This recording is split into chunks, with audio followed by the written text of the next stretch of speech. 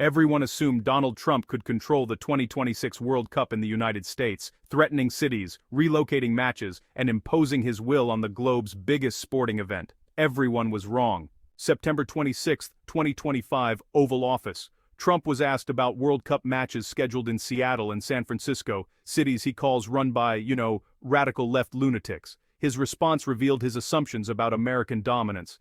If I think it's not safe, we're gonna move it out. We'll move it around a little bit.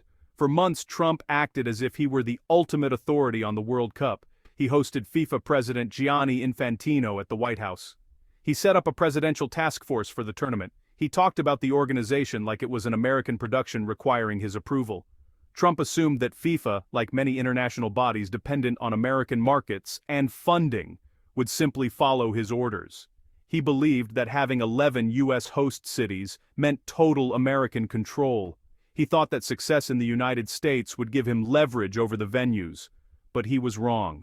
October 1, 2025, London Sports Business Conference. FIFA Vice President Victor Montaglani, a Canadian, delivered a response that shattered Trump's assumptions. This is FIFA's tournament, FIFA's jurisdiction. FIFA makes these decisions. He didn't stop there.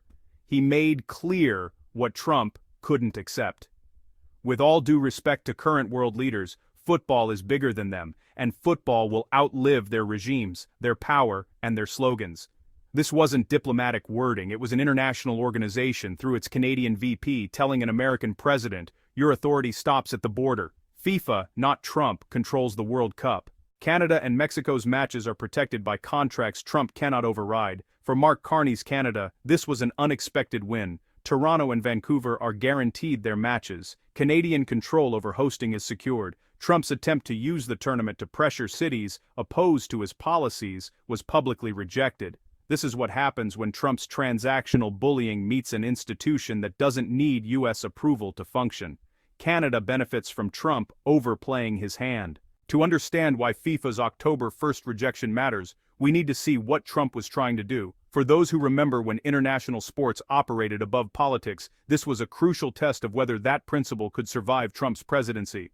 The 2026 FIFA World Cup will be the largest sporting event in North American history. From June 11th to July 19th, 2026, 48 national teams, expanded from 32, will compete in 104 matches across 16 cities in 3 countries, 11 U.S. cities, 3 in Mexico, and 2 in Canada. If this context is helpful, please like this video. It helps other Canadians see how Trump's overreach has benefited Canadian interests.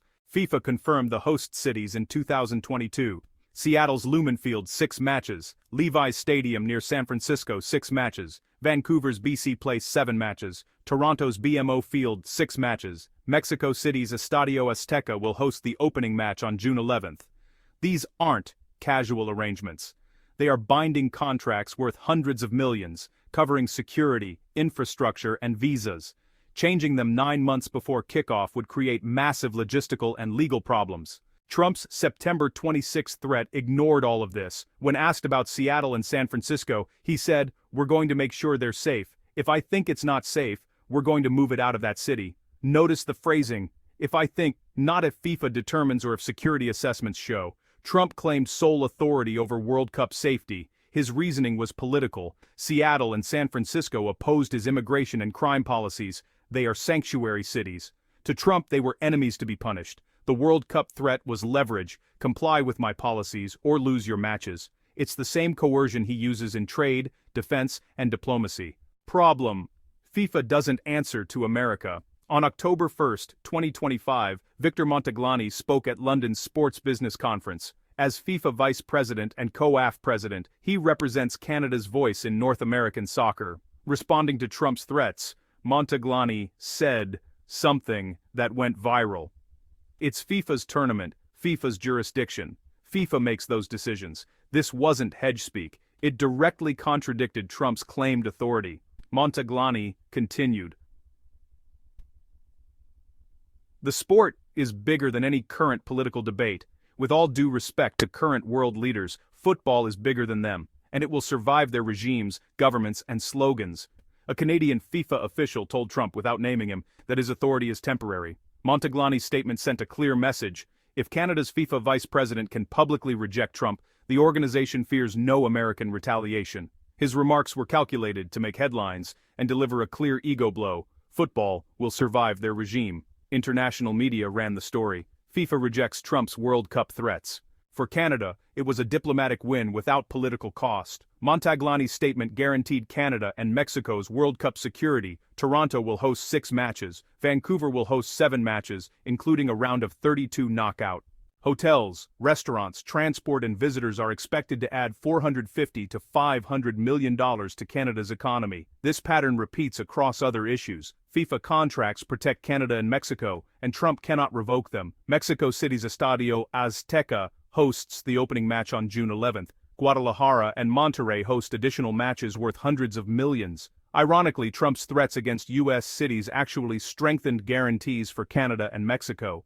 Montaglani's firm rejection protects all 3 countries from arbitrary presidential interference, defending sovereignty and institutional independence. Canadian cities can, invest confidently. Mexico enjoys the same certainty. This really demonstrates Canada's strategy: use international institutions to shield itself from U.S. coercion, elevating Canadians to positions of authority to defend interests. Carney's broader approach is to build relationships with international organizations, place Canadians in leadership, and protect rules-based global governance. Where international institutions function independently of U.S. dominance, Canada gains influence and, honestly, safeguards its interests. Trump assumes American dominance, but FIFA doesn't need the U.S. to host a successful World Cup. Toronto and Vancouver's matches are guaranteed not because of Trump, but because contracts and institutional independence protect them. Trump is just one participant in global systems, not the center. And when he overplays his hand, it actually creates space for Canadian sovereignty.